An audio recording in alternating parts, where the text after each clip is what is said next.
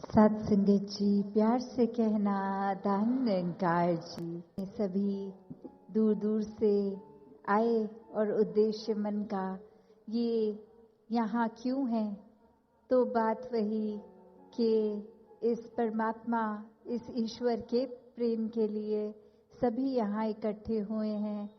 ये भक्ति को मजबूत करने के लिए हर कोई यहाँ इकट्ठे हुए हैं कि सत्संग में आके संतों की वाणी सुनेंगे, और वो सिर्फ कान तक ही, कान रस की तरह नहीं, एक वो जो भी आज कहा गया या युगों युगों से जो संतों ने समझाया कि मनुष्य को अपने जीवन में क्या अपनाना है और क्या छोड़ना है।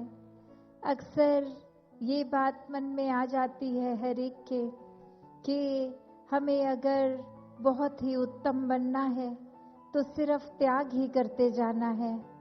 पर ये मार्ग प्रेमा भक्ति का तो सिर्फ ये नहीं कह रहा कि त्याग करते चले जाओ हर चीज का, नहीं, ये एक बैलेंस की, एक संतुलन की, एक मध्य मार्ग की बात है कि अपने अंदर अच्छाइयों को डालते चले जाएं और बुराइयों का त्याग करें।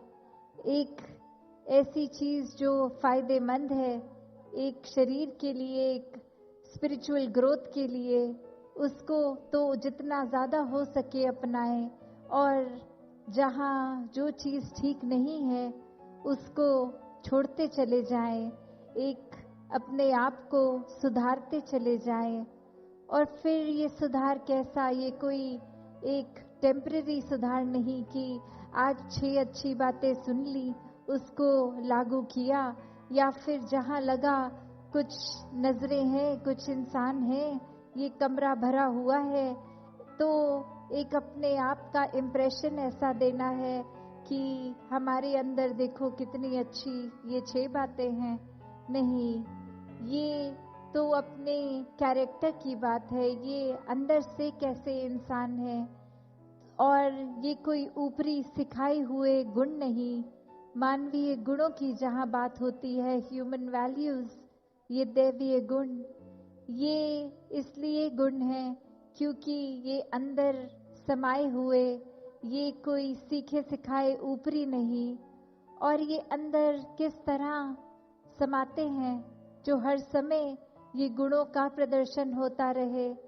तो बात वही, इस परमात्मा को पहले देखकर इससे प्यार करो, फिर ये प्यार हम स्वयं बन जाएंगे, एक एक मानवीय गुण हम स्वयं बन जाएंगे। और जब हम स्वयं बन गए तो फिर हमारे अंदर से क्या बाहर आएगा, फिर हमें ये फर्क नहीं पड़ेगा कि सामने वाला क्या बोल रहा है, क्या सोच रहा है हमारे बारे। नहीं, ये तो हमें पता है, अब हमारे चरित्र में ही प्यार है, एक मीठी वचन है, एक प्यार है, एक करुणा है हर एक के लिए, दिल में विशालता हर एक को अपनाने के लिए। तो भले कोई कुछ भी करता जा रहा है हमारे साथ, हमें एक अंदर से रवैया, ये अंदर से खुद ही दूसरे के प्रति एक अच्छाई ही है जो बाहर आएगी।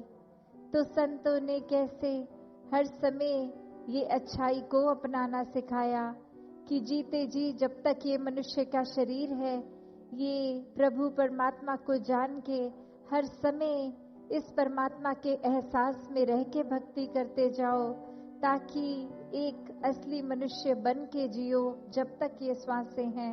और इसी जीवन के ये अंदर ही एक मोक्ष और मुक्ति के भी हकदार बनते हैं।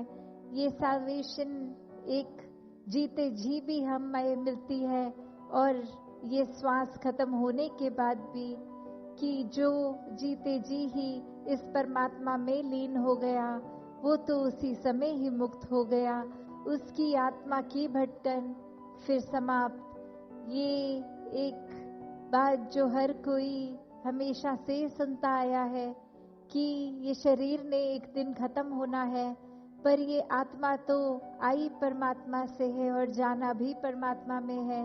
पर ये आत्मा शरीर बदल बदल के इतनी पीड़ित और अपने आप को ऐसे ही समझ लेती है कि ये शरीर है जो ही मेरा असली वजूद है। पर ये ही बात होती है कि असली एक जो अपनी पहचान है इस आत्मा की, तो ये निराकार, ये परमात्मा ही है। और ब्रह्म ज्ञान द्वारा ये एक हकीकत जब पहचान जाती है आत्मा, तो एक आनंद की, एक सुकून की, ये भक्तिमय पूरे विश्वास के साथ ये जीवन की यात्रा चलती जाती है। और फिर ये परमात्मा से एकत्व स्थापित हो जाता है कि ये कोई भी हम जब सिचुएशन में होते हैं तो उसमें परमात्मा को डालकर अपने आप को परमात्मा का हिस्सा ऐसे एकमिक होके जब अपने आप को देखते हैं तो ये एहसास होता है कि ये एक है, ये हम दो नहीं हैं। ये परमात्मा में जब हम एक समा गए तो फिर वो आइडेंटिटी, वो एंटिटी एक ही बन गई, फिर वो दो अलग नहीं रहे। जैसे अक्सर हम सूफी गीत या कहीं और भी ये बहुत अक्सर रेपिटेटिवली सुनते भी हैं कि ये जो प्रेम का ये जो रूहानी रिश्ता है, ये एक से लेकर एक तक ही है, क्योंकि फिर कोई वो लवर और बिलवड में फर्क नहीं है कि जो प्रेमी है वो भक्त और जिनसे प्रेम है ये परमात्मा। तो ये कोई फर्क नहीं रह जाता जब ये प्यार ही प्यार बन जाता है। तो यही एक मिक की जो बात है, वो एक कहानी भी सूफी हर एक ने सुनी होगी, बहुत ही ये फेमस कहानी कि कैसे एक बार एक इंसान किसी के पास जाता है और वो एक उनके शिष्य बनकर ही अपना जीवन गुजारने की उनसे रिक्वेस्ट करता है। और वो गुरु एक्सेप्ट करते हुए बात फिर कहते हैं कि जाओ मेरे लिए ये शहद की बोतल जो पड़ी है उधर वो लेके आओ। और वो शिष्य, उसकी आंखों में कोई प्रॉब्लम इस तरह होती है कि कभी कभी अचानक से उसको कोई भी चीज एक धुंधली सी दिखती है, दो दिखता है, वो एक नहीं, चाहे सामान वो एक आइटम एक ही है, फिर भी वो दो नजर आती हैं। और फिर वो शिष्य वापस आके पूछता है कि शहद की तो दो बोतलें पड़ी हैं, कौन सी लेके आनी है। और फिर गुरु जवाब देते हुए कहते हैं कि अगर दो दिख रही हैं तो एक तोड़ दो, जो बचेगी वो ले आना। और ये गुरु तो अच्छे से जानते हैं कि बोतल एक ही पड़ी थी। और जैसे ही वो शहद की बोतल तोड़ देता है व्यक्ति, और बहुत हैरानी से फिर पहुंचकर गुरु के पास कहते हैं कि मैंने एक ही बोतल तोड़ी थी पर दोनों की दोनों ही टूट गई हैं, दूसरी को तो मैंने छुआ भी नहीं, वो फिर भी टूट गई है। तो गुरु यही समझाते हैं कि स्पिरिचुअलिटी में ये आध्यात्मिक मार्ग को अपनाना है तो यही सीखना पड़ेगा कि ये बात ही एक की है, ये एक ही है। चाहे हमारा दिमाग, ये हमारा जो भी सोसाइटी ने अक्सर कुछ ना कुछ मान्यताएं डाल दी हैं अंदर, उनसे ये भ्रम पैदा हो जाता है कि इस परमात्मा के अलावा भी कुछ है। ये माया रूप संसार ये एक से ज्यादा है, नहीं, हर एक में परमात्मा ये एक ही है।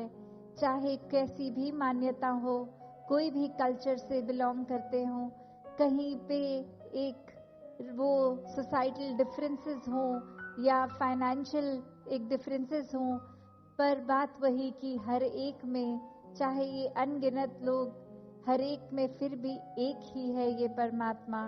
और जब इस एक परमात्मा से प्यार होगा तो पूरे संसार से फिर ये एकत्व बन जाएगा।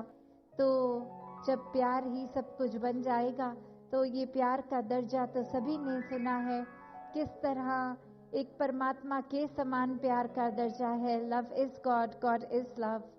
तो ये प्यार हर तरफ ही है, इस परमात्मा ने वो कैपेसिटी भी हर एक को दी है, तो ये प्यार बन के प्यार ही फैलाते जाए और दासी समा ना लेते हुए इन्हीं शब्दों से अपनी वाणी को विराम देगी।